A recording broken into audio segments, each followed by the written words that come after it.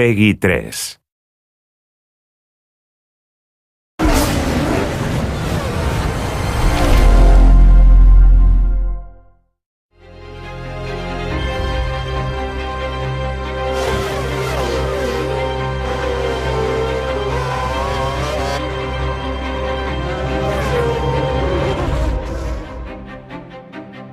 As people get more and more accustomed to Formula One, they want to notch it up. Every year we're learning something new, every year we're pushing to improve that experience.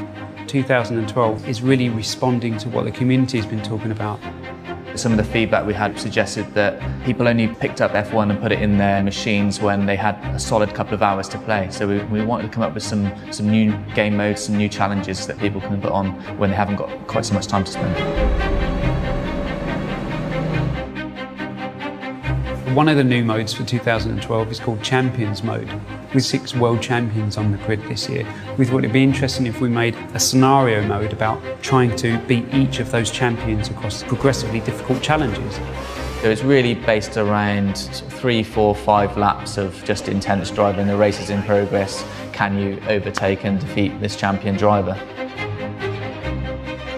This is about trying to replicate that career experience that you had over a number of seasons in our previous games into a kind of condensed format.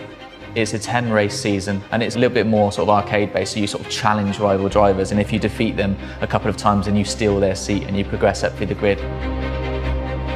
We spent a lot of time working on new modes, but we also wanted to inject some new ideas into the normal career mode. We've made more of the press clippings and more of the world around Formula One, so you're going to start to see more involvement from team bosses and engineers and key people within the teams themselves. And I think when people have got a nice bit of time and they want a single-player experience, you still can't beat that career mode. Multiplayer is a huge part of racing games, of the racing experience, that sort of will to compete against other drivers. So we've got lots of different game modes to cater for how much time you've got to race online. I think with Formula One, people like the thought of qualifying and getting the grid and that sort of pressure of that environment. So we've introduced one-shot qualifying rather than one 10-minute session or 3 knockout phases. It's, you know, what can you do in one lap? That one lap's going to determine your grid position. So that adds a lot of pressure.